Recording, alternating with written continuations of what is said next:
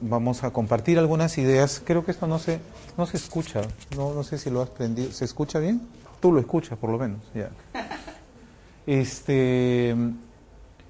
Hay algunas ideas alrededor de este concepto, la escuela que queremos, que hemos venido trabajando ya desde el inicio de la gestión, porque consideramos que la reforma de la escuela es una reforma olvidada. Desde los años 90, en que se inicia la reforma curricular y ponemos todas las baterías, ¿no?, en la instrumentación, ¿no?, del aula, que el profesor tenga un currículum reformado, tenga materiales educativos, tenga un entorno de recursos que le permita mejorar su desempeño y poder lograr, digamos, los nuevos desafíos que le planteaba la reforma curricular. Entonces, el PLANCAT le ofrece un repertorio de métodos activos para que pueda hacer clases más participativas. Pero perdimos de vista de que en realidad las escuelas son, como alguna vez lo mencioné, una suerte de casa embrujada, ¿no?, que está habitada por fantasmas en realidad muy peligrosos. ¿Por qué? Porque la escuela es una institución muy vieja, ¿no es cierto? Viene del siglo XIX, de los inicios de la escuela como integrando sistemas nacionales, es de los inicios de la era industrial. Y el formato institucional de la escuela no ha variado sustantivamente con el paso del tiempo. Entonces, los propios franceses, cuando hacían un balance de la escuela republicana en Francia, decían, todos los ideales republicanos de igualdad, libertad, ciudadanía, se montan encima del mismo formato de escuela feudal que encontraron, donde hay una estructura piramidal, ¿no es cierto?, un ejercicio autoritario de la dirección, hay una subestimación estructural del estudiante. Entonces, esto está muy estudiado, muy estudiado. A partir de los años 90 se introducen incluso, muy estudiado, digo, a lo largo del siglo XX, la escuela ha sido objeto de estudio y reflexión crítica, numerosos autores. A partir de los años 90 se introducen estudios sobre cultura organizacional en las escuelas, ¿no?, que es un ángulo, digamos, que empieza a surgir más en las empresas, empieza a aplicarse a las realidades institucionales de las escuelas. Y entonces se descubre, pues, que la escuela, en realidad, tal como la conocemos, es un imaginario, es decir, la cultura organizacional es un imaginario. Nosotros tenemos un modelo de escuela, ¿no? Uno dice escuela y uno inmediatamente asocia patios donde los chicos están formados, cantando el himno y escuchando el discurso de su director, aulas donde están sentados unos detrás de los otros, escuchando a un profesor que tiene una pizarra detrás, campanas que anuncian un recreo, donde los chicos salen gritando a expandirse por unos minutos y luego a regresar al orden y silencio del aula. Esas son nociones, ¿no?, culturales de la escuela que han sobrevivido al paso del tiempo. Donde hay una jerarquía muy clara, ¿no?, de relación entre adultos y niños y jóvenes, donde hay compartamentalización. Entonces, mientras, y hay también numerosas evidencias al respecto, mientras esta cultura institucional no se afecte, los profesores innovadores no sobreviven al interior de las escuelas, porque son inmediatamente ahogados por la cultura. Un profesor que trata de romper el molde inmediatamente es abordado no por un director incomprensivo, que también hay, sino por sus propios compañeros, porque sienten que la diferencia constituye una amenaza. La escuela es un mundo de uniformidad, ¿no es cierto? Cualquier diferenciación constituye una perturbación y es inmediatamente atacada. Entonces, eso ha hecho que miren ustedes, nosotros en los 90 hemos tenido el plan CEGED, pero ¿qué se le ha dado al profesor? Herramientas de gestión. cómo hacer un plan de trabajo, cómo hacer un presupuesto, sí, pero ¿cómo conduces la institución a un cambio de agenda que es fundamental?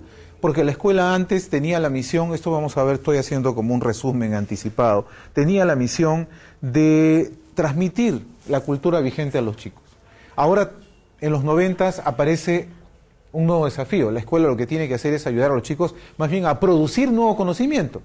Entonces, ya no es simplemente una misión de reproducción cultural. Ahora hay que producir cultura. Es decir, hay que habilitar a los chicos para cambiar cosas, no para reproducir el estado de cosas. Entonces, pero las escuelas no están organizadas para eso. Entonces, yo quiero resumir el problema de la siguiente manera.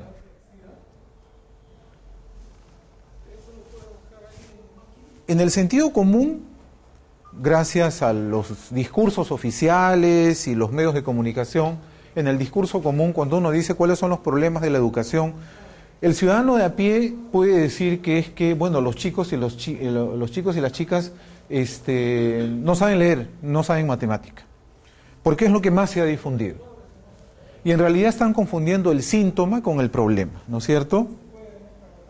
El problema es más de fondo.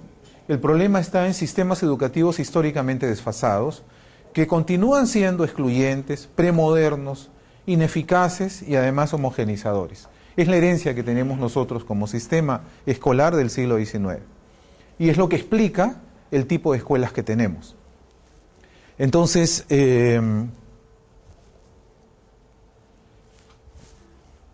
si este es el problema, entonces ¿qué hay que hacer? Capacitar a los profesores para que enseñen mejor a leer, enseñen mejor matemáticas, les metemos libros, ¿no es cierto? Los apretamos un poco, ¿no es cierto? Los evaluamos, ¿no? Y divulgamos sus malas notas porque tienen que enseñar a leer y a escribir. El problema es más de fondo. ¿Quién ataca esto?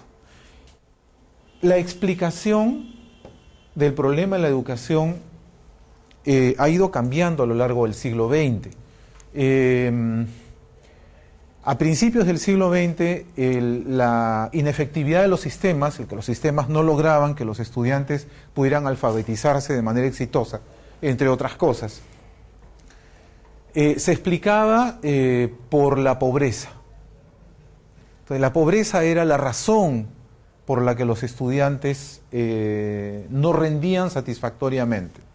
Entonces, la responsabilidad del fracaso escolar estaba fuera, estaba en la sociedad. A mediados del siglo XX, con el surgimiento de la psicología cognitiva, los ojos empiezan a volverse hacia los niños. Es decir, los niños tienen problemas de aprendizaje.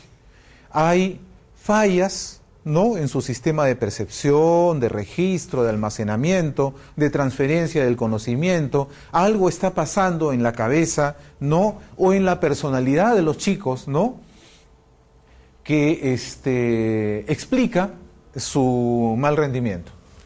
Entonces, ya no era solo la pobreza, además eran las patologías individuales lo que explicaban el fracaso escolar.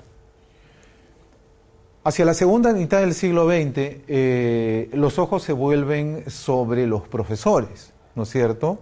Entonces, son los profesores que arrastran deficiencias de distinto tipo en su formación inicial, y otra serie de formaciones profesionales, la causa de que no se aprenda en las escuelas. Es recién hacia finales del siglo XX donde empieza a surgir como hipótesis explicativa esto que estoy planteando aquí. Es cuando recién los sistemas escolares empiezan a preguntarse, ¿seremos nosotros? ¿Será un problema nuestro lo que explica esta situación?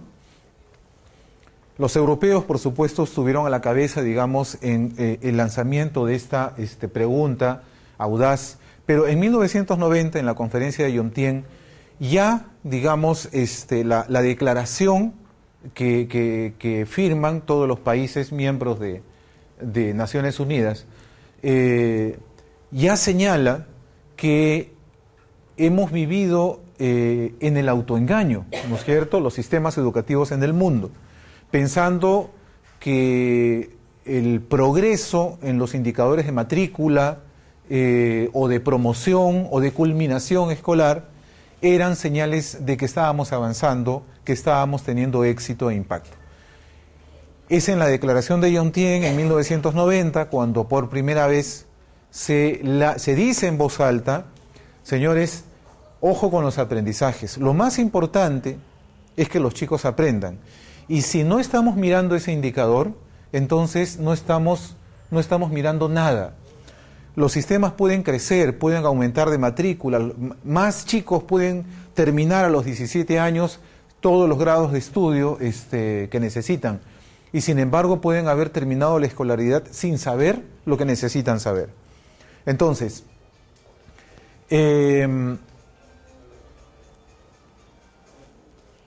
si la causa de esta situación de los aprendizajes deficientes está en el sistema escolar, entonces tenemos que mirar qué pasa con el sistema escolar. Y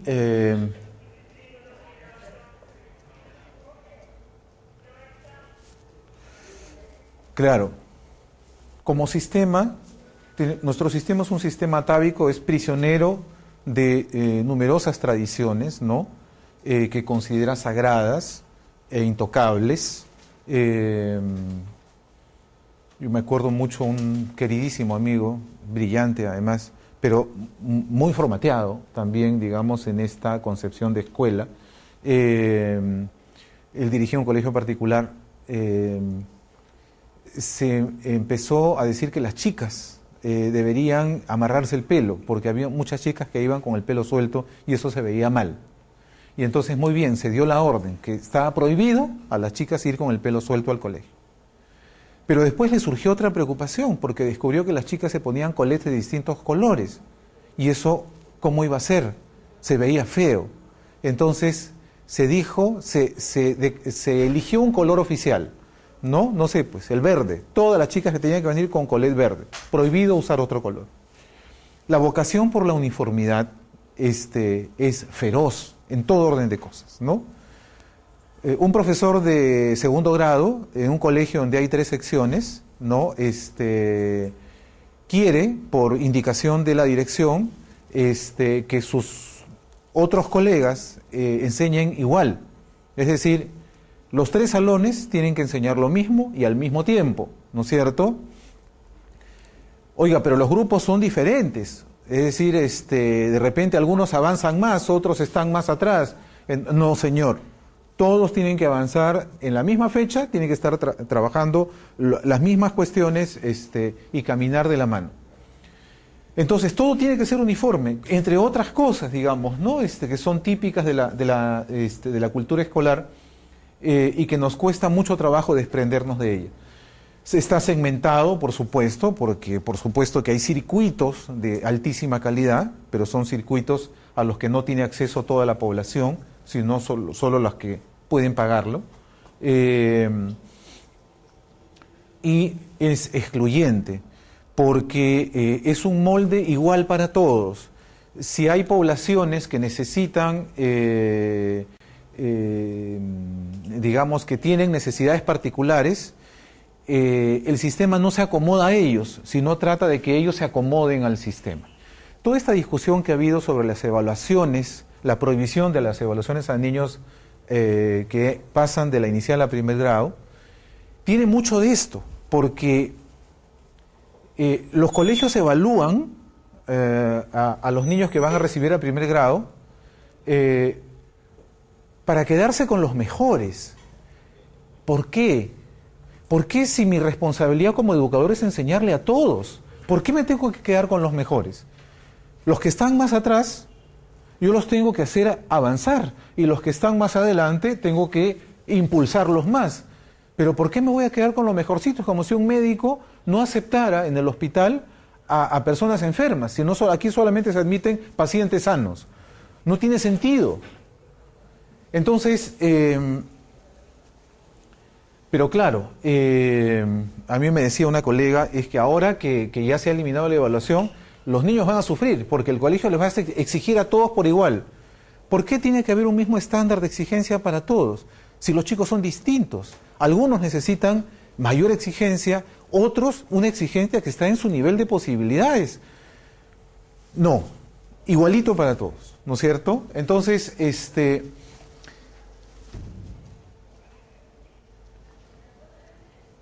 bueno, ¿qué escuela tenemos? Estas características del sistema escolar se expresan de manera absolutamente nítida en las instituciones escolares. ¿De qué tipo son las instituciones que tenemos? A ver, las escuelas históricamente,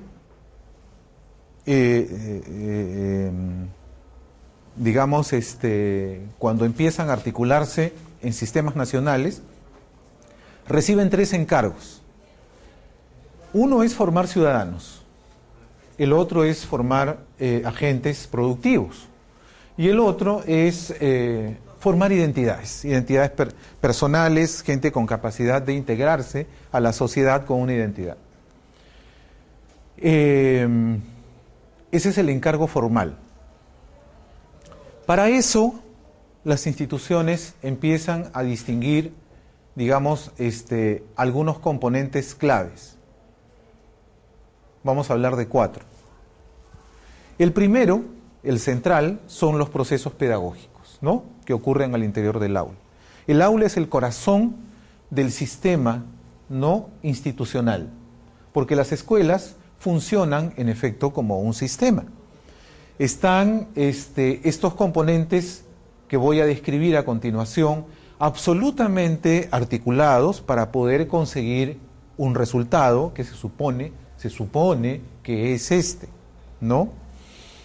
En el aula, entonces, se producen estas dinámicas de transmisión cultural que todos conocemos y que han sido típicas de las instituciones escolares. Para garantizar que estos procesos discurran normalmente, las escuelas tienen, por supuesto, un componente de gestión. Pero además hay un clima al interior de la escuela que tiene que asegurar el orden necesario para que todas las cosas funcionen como se supone que deben funcionar. Entonces, acá las relaciones entre las personas están pautadas de una determinada manera para que acá ocurra lo que tiene que ocurrir y los que están en esta área puedan hacer su trabajo. Y por supuesto hay un cuarto componente que tiene que ver con las relaciones entre la institución y el mundo de afuera, las familias, la comunidad, ¿no es cierto? Donde las familias de los niños que están adentro y la comunidad en general tienen también que jugar a favor de que estas cosas, ¿no?, que ocurren al interior del aula puedan discurrir de manera normal. Muy bien. ¿Cómo han funcionado cada uno de estos ámbitos? Qué lástima que esto no se vea, pero se supone que acá hay, dentro de las muchas características que podrían darnos el perfil del funcionamiento de un aula común en una escuela común, yo he escogido 3. Enseñanza uniforme, ¿no es cierto? Ya lo hemos hablado de eso. Digamos, enseña lo mismo para todos, y esto tiene una explicación histórica también, que tiene 300 años de antigüedad. En segundo lugar, el aprendizaje es dogmático y además es repetitivo. Es dogmático porque la palabra del director o del autor del libro no se discute. Es la verdad. Y repetitivo porque de lo que se trata es de reproducir la información que te entregan. El que tiene mayor capacidad de reproducción de la información que recibe es validado como una persona que ha aprendido, ¿no? Y por supuesto, también, digamos, es un espacio de fomento del individualismo. En el aula no hay relaciones de colaboración, al contrario, la colaboración se considera una perturbación. Los estudiantes no tienen por qué relacionarse entre sí. Cada uno se hace cargo de su trabajo, ¿no es cierto? Son cosas que están muy instaladas, no solamente en los profesores, en los padres de familia, ¿no es cierto? Eso es considerado algo natural. Yo me acuerdo mucho, hace años, en los 90, con un colega, hicimos un taller con estudiantes del último año de un instituto pedagógico aquí en Lima. Hicimos unas dinámicas muy participativas, ¿no? Donde los estudiantes podían trabajar en grupos, producir, elaborar propuestas, en fin. Nos estaba saliendo muy mal, porque estaban muy relajados, no se compraban el pleito. Yo estaba muy frustrado. Entonces mi colega me dice, déjame hacer un experimento. Adelante, le dije, ¿no? Entonces dijo, muy bien, por favor, deshacen los grupos, se sientan todos, unos detrás de los otros, porque voy a dictar una clase. Entonces inmediatamente los grupos dejan de trabajar, se levantan, jalan sus sillas y se ponen así como ustedes ahora, y entonces el colega dice, muy bien, saquen por favor sus cuadernos y tomen nota de lo que voy a decir, y empieza a hablarles. Y todo el mundo escribiendo. En perfecto orden y silencio. ¿Qué pasó? Estaban entrenados para responder a ese código. Con el otro código no. Yo me acuerdo mucho también una asamblea que solicité a un colegio en Lima hace años, con estudiantes delegados de aulas de primero a quinto de media. Un colegio que tenía problemas de disciplina. Entonces, yo quería que delegados de todos los grados pudieran reunirse en la asamblea para conversar y que me cuenten su versión de las cosas. Todos a la vez.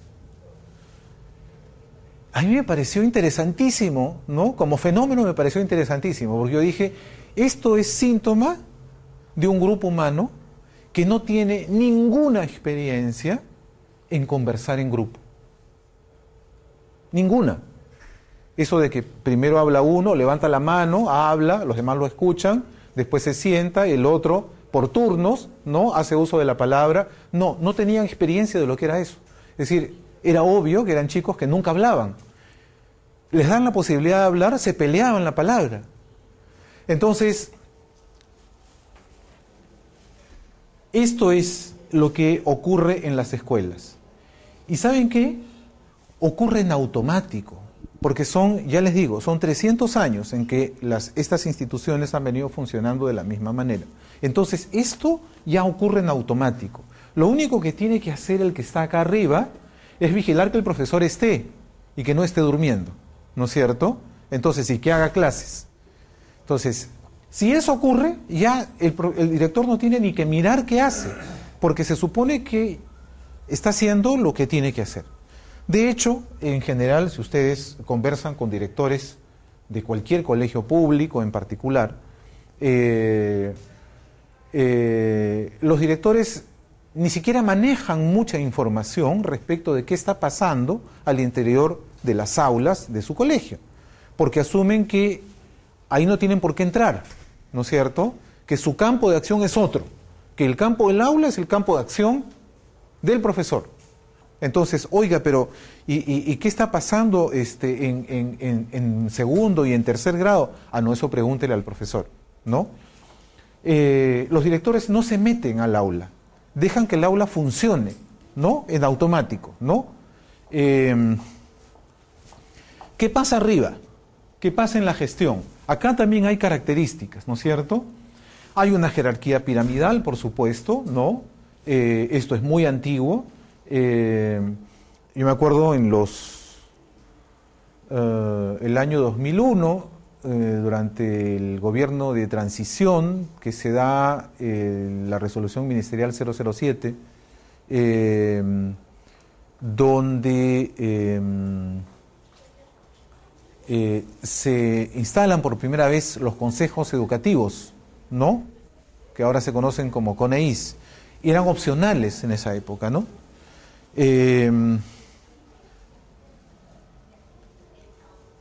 No tomábamos conciencia entonces que un órgano democrático en una escuela autoritaria, estructuralmente autoritaria, necesita ser sostenido o va a terminar siendo asfixiado. Y de hecho lo que ha ocurrido es que estos consejos escolares se han convertido en buena medida en consejos de papel, literalmente, ¿no es cierto? Porque si ustedes preguntan, todas las escuelas o una gran cantidad presenta a la UGEL la nómina de los miembros del CONEI, ¿no es cierto? Pero vaya usted a saber si de verdad se reúnen, y vaya usted a saber si cuando se reúnen de verdad toman decisiones. Hay una organización compartimentada, ¿no es cierto? Lo que hace el profesor de segundo grado no lo sabe el de tercero, ¿no es cierto? Son feudos. Y lo que hay es una administración de rutinas, ¿no? Las escuelas son instituciones rutinarias y entonces son rutinas que hay que cuidar y hay que darles continuidad. Me quedan 10 minutos antes de terminar. Acá, en el ámbito del clima institucional, lo que tenemos es una negación de la identidad de los chicos, porque los chicos no son chicos, pues, ¿no? Yo me acuerdo mucho una investigación que se hizo hace varios años sobre qué pensaban las maestras de educación inicial de cuáles eran las características normales de un niño de 4 y 5 años. Entonces las profesoras decían, bueno, son niños activos, son niños curiosos, son niños que les gusta explorar y experimentar, son niños que les gusta comunicarse, que les gusta vincularse entre sí. Era todo el credo, digamos, que surge de las investigaciones sobre el desarrollo infantil, se lo sabían perfectamente. En otro momento de la encuesta les preguntan cuáles creen que deben ser las características de uno de tus alumnos en clase. ¿Cómo crees que deberían comportarse? Bueno, tienen que hacer caso, tienen que estar quietos, es decir, empiezan a dar características que eran la negación de los atributos que le habían reconocido antes. Entonces, es por eso que los niños no son niños, son estudiantes. Y los estudiantes tienen características uniformes, ¿no es cierto? Entonces, la identidad de los que llegan a la escuela se queda fuera. Hay una fotografía que muestra Patricia Ames en una investigación que hizo sobre qué piensan los niños de sus maestros, que ha sido recientemente publicada, donde ustedes pueden ver en la puerta de una escuelita rural las hojotas que están puestas en la puerta, así como los japoneses, ¿no? Están puestas en la puerta. Cuando ella entrevista al profesor, el profesor le dice que las hojotas están ahí porque él ha prohibido a los niños que entren con esos zapatos asquerosos al salón de clases. Y que ella les ha dicho a sus padres que cómo es posible que a un colegio vengan vestidos de campesinos. La identidad se queda afuera. Esto es bien fuerte, ¿no? Entonces, adentro no hay identidades, todos son alumnos y todos son igualitos y tienen que comportarse de la misma manera. Hay, por supuesto, discriminación y la discriminación está muy instalada. Nadie les va a decir que discrimina, por supuesto, absolutamente nadie. Entonces, y el ejemplo más clásico es el de las secciones. En los colegios polidocentes más grandes, ¿no es cierto? Todo el mundo sabe que en la A están los mejores, ¿no? Y ahí va bajando, ¿no? La B, en la C, en la D, el que está en la E, es el desecho, ¿no? Y esto mismo ocurre con los profesores. Los mejores profesores los ponen en la A, ¿no? Y va bajando en la escala, ¿no? De calidad en la percepción de las autoridades. Pero esto no es discriminación, porque dicen, pero es natural, o sea, ¿cómo voy a poner a los mejores con los peores? Porque entonces los peores los van a retrasar o los van a contagiar. eso es discriminación institucionalizada, ¿no?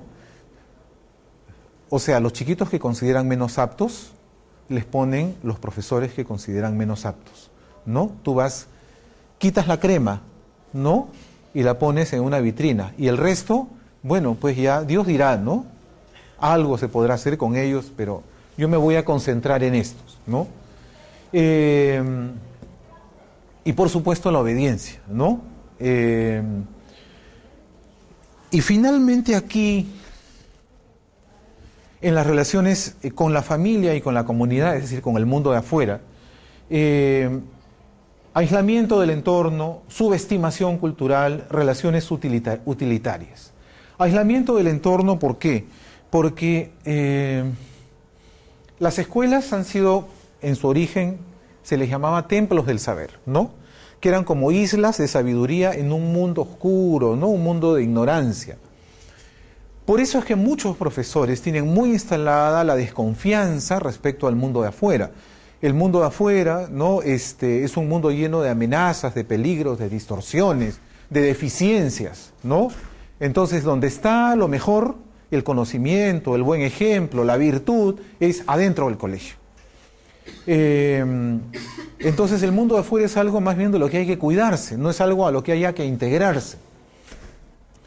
La subestimación cultural, por supuesto, porque, claro, es decir, uno en teoría reconoce que la diversidad cultural es una riqueza, pero en una escuela concreta, una familia campesina, es considerada, o como me decían profesores en Satipo, que trabajaban con niños achánicas, que consideraban que, qué lástima, ¿no?, que los niños achánicas no eran niños normales, ¿no? Entonces, ¿por qué? Porque formaban parte de una cultura primitiva, textual, ¿no? Entonces, hay subestimación cultural, relaciones utilitarias, porque a la familia se les convoca solamente para que, como todos sabemos, no pongan donen trabajo, donen materiales o donen dinero.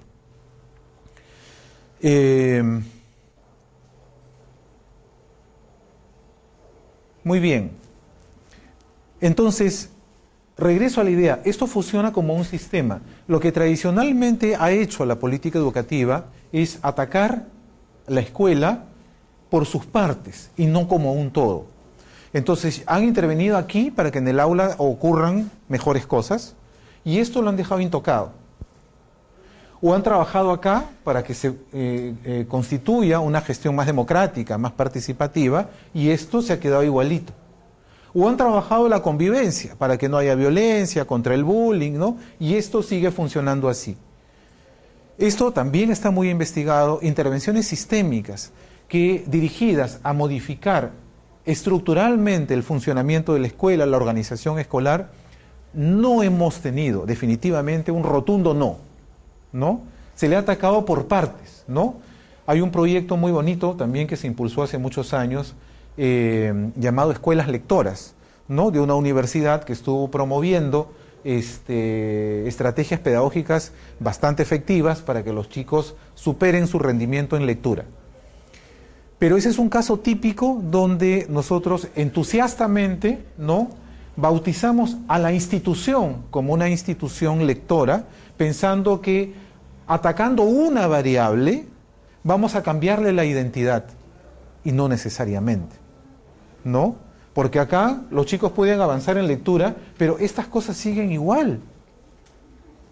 Entonces,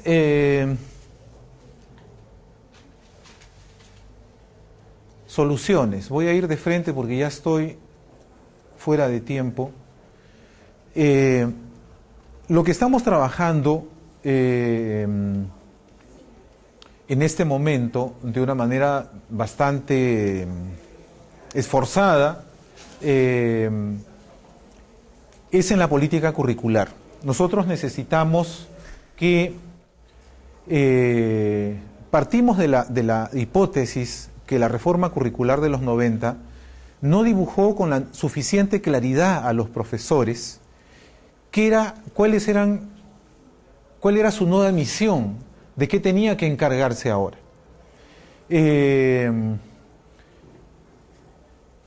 Y eso ha hecho que el profesor le siga dando continuidad a sus antiguas maneras de enseñar y las instituciones sigan funcionando de la misma manera, pensando que cualquier encargo que reciba se puede asumir de la misma manera. Y las cosas que ahora estamos planteando como aprendizajes fundamentales, que tienen que ver mucho con pensar, con producir ideas, con interactuar con otros, con investigar, ¿no? Con debatir, no resisten el mismo formato. Los chicos necesitan interactuar y eso significa que tiene que haber bulla y que tiene que haber movimiento. Necesitan salir, ¿no? A recoger información del entorno, interactuar con otros actores. Entonces eso quiere decir que tienen que derribar los muros de la escuela. Necesitan participar, opinar de la vida escolar, porque la vida escolar tiene que ser concurrente a las cosas que deben ocurrir en el aula. Entonces necesitan un ambiente de una mayor libertad y de una corresponsabilidad, ¿no? en el orden y en la convivencia. Entonces, para nosotros esto es muy importante. Si el profesor asume que esto, es lo de siempre, no, perdóname, no es lo de siempre. Son cosas completamente distintas. Y eso exige una enseñanza distinta y exige una organización distinta. Entonces acá estamos hablando de 4 cambios básicamente, y ahí me voy a quedar porque tengo que subir. Estamos hablando de 4 cambios. Esto se puede desenrollar, pero si tuviéramos que decirlo en pocas palabras, primero aquí abajo, nosotros necesitamos que en el aula los procesos pedagógicos cambien de signo, ¿no? Nosotros necesitamos que en el aula haya una enseñanza que tenga cuando menos 2 características. Una, que esté enfocada en las capacidades de los chicos. Que ya no esté enfocada, digamos, en la... que no esté enfocada en la mera transmisión de información, sino que esté enfocada en el desarrollo de capacidades, de habilidades de los chicos. Capacidades para pensar, capacidades para actuar, capacidades para interactuar. Y número 2, que atienda las diferencias, porque las aulas no son homogéneas. No hay ningún grupo humano que sea homogéneo. Pueden tener cosas en común y pueden tener los mismos derechos, pero somos distintos. Como dicen los colegas de educación especial, ser diferente es algo normal, ¿no es cierto? Y entonces, aceptar la normalidad de la diferencia y enfocarse en capacidades son las 2 cosas, cuando menos. Yo sé que nosotros podríamos hacer una lista de más cosas, pero cuando menos son las 2 nuevas características que yo tendría que exigir a los procesos pedagógicos al interior de las aulas. Arriba, en la gestión, yo necesito sí una gestión democrática, por supuesto, pero una gestión democrática que esté orientada al cambio, que se haga cargo del aula. Y digo aula en el sentido amplio, porque sabemos que la comunidad también es el aula. Pero que se haga cargo del aula, que se haga cargo de los aprendizajes, que gestione los procesos pedagógicos, que no los siga dejando que funcionen en automático, que pueda responder por esto. Yo sé que varios me van a decir, oiga, pero el director solo no puede porque esto es muy complejo, hay otros factores que intervienen. Por supuesto que sí, pero la gestión se tiene que comprometer con esto y tiene que asumir que la gestión de los aprendizajes es su responsabilidad principal. Tiene que hacer gestión del personal, por supuesto, tiene que ver temas de presupuesto, tiene que ver una serie de cosas, ¿no? Pero esta es su responsabilidad principal, este es el corazón de la institución, y yo tengo que responder principalmente por esto. Entonces, una gestión democrática sí, pero orientada a que estas cosas ocurran aquí, ¿no es cierto? Eso es lo fundamental. Tercero, a nivel de la convivencia, yo necesito generar relaciones humanas al interior de la escuela de tal calidad que los chicos se sientan acogidos e incluidos. Y además, que se sientan estimulados. Es decir, que se sientan, que vayan a la escuela con agrado porque saben que van a ser bien recibidos y porque aprender los motiva. Hace mucho tiempo este mexicano que se pasea predicando sobre calidad en las empresas. El de Cornejo, una frase célebre de Cornejo, decía, la diferencia entre una empresa mediocre y una empresa de calidad, decía él, es que una empresa mediocre los trabajadores van porque tienen que ir a trabajar, una empresa de calidad van porque quieren, ¿no? Entonces, esto es lo que yo le pediría a la convivencia de una institución educativa, que los chicos se sientan a gusto porque son acogidos y porque les motiva a estar ahí por las cosas que van a aprender. Y finalmente, en las relaciones con la comunidad, yo lo que esperamos es que este pacto invisible, implícito que hay entre la escuela y las familias, ¿no es cierto?, donde las familias, y esto es viejo, ¿no?, viene, como les digo, del siglo XVIII, inclusive, las familias le entregan a sus hijos para que las escuelas se hagan cargo, ¿no?, y luego reciben informes periódicos, ¿no?, o pedidos específicos, ¿no? Ese pacto se tiene que reescribir, hay que hacer como un contrato nuevo. Yo no quiero que las familias sean profesoras de los chicos, porque esa no es su tarea. El profesor, el responsable de los aprendizajes es el profesor. Si yo me relaciono con familias profesionales que tienen tiempo, buena voluntad y paciencia para ayudar a sus hijos a aprender lo que la escuela les enseña, en buena hora. Pero la responsabilidad principal de los padres es ser padres de sus hijos. Con eso ayudan un montón, que se interesen por ellos, que les den facilidades para que puedan estudiar lo que necesitan, que los alienten, que pongan el ojo en sus cualidades y en sus progresos antes que sus defectos y en sus errores. Con eso ayudan un montón. Y la otra forma que ayudan es ofreciendo lo que las familias saben. Porque si hiciéramos el inventario de saberes y experiencias de las familias que hay en un colegio, podríamos hacer un catálogo. Y lo que la escuela necesita es aprender a gestionar ese conocimiento para hacer uso de él en favor de las cosas que los chicos tienen que aprender. En síntesis, eso es lo que estamos planteando. Hay más cosas que están en la presentación, yo se las estoy dejando allí, pero en síntesis, esto es lo que estamos planteando como la escuela que queremos.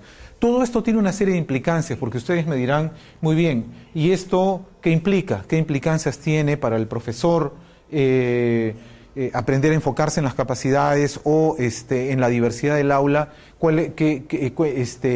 ¿Qué tipo de habilidades y condiciones le demandan? La misma pregunta nos podríamos hacer acá. El tiempo no alcanza para desenrollar todo esto, pero por lo menos quiero dejar planteados cuál es el mapa básico de los cambios por los que estamos apuntando. Yo sé que estos cambios no se producen de la noche a la mañana, son cambios culturales, ¿no es cierto? Pero por mucho que demoren, más van a demorar si es que no nos ponemos en ruta. Entonces, hay que avanzar, digamos, en esta dirección, pero tenemos que avanzar de manera sistémica. No podemos seguir avanzando ocupándonos de las parcialidades, en la ilusión de que es suficiente. Ustedes saben que los sistemas, hay determinado tipo de sistemas donde cuyos componentes pueden soportar niveles de cambio bastante altos, sin modificarse, ¿no es cierto? Entonces, una escuela como la que yo les he mencionado, es decir, una escuela como esta,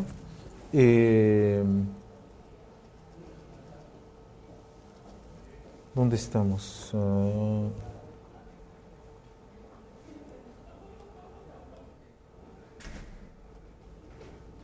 Una escuela como esta puede tener sus escuelas de padres, puede tener su comedor, puede estar bien pintada, puede tener computadoras, puede incluso enseñarle a sus alumnos en su lengua materna y seguir teniendo esa misma estructura. Es decir, esta escuela aguanta muchos cambios, puede tener su CONEI, puede tener su PI, ¿no? y funcionar de esta manera. Entonces, a eso es a lo que me refiero. Necesitamos cambios sistémicos. ¿Qué implica eso en términos de reorganización de los espacios? Y a eso es una tarea que se las dejo a ustedes, pero digamos, es evidente que el espacio físico de las escuelas responde a una manera de entender cómo debe ser una institución, cómo debe funcionar, qué tiene que pasar adentro, ¿no? Eso es lo que toca pensar, digamos, para ser coherentes con estos cambios que estamos proponiendo, que tenemos que cambiar, ¿no? Qué cosa es lo que el contexto tendría que empezar a comunicar a los actores que están allá adentro en esta nueva perspectiva. Yo lamento no quedarme, pero me están llamando insistentemente, tengo una reunión a las 10, ¿ya? Muchas gracias. Te agradezco. Gracias. Gracias, disculpe.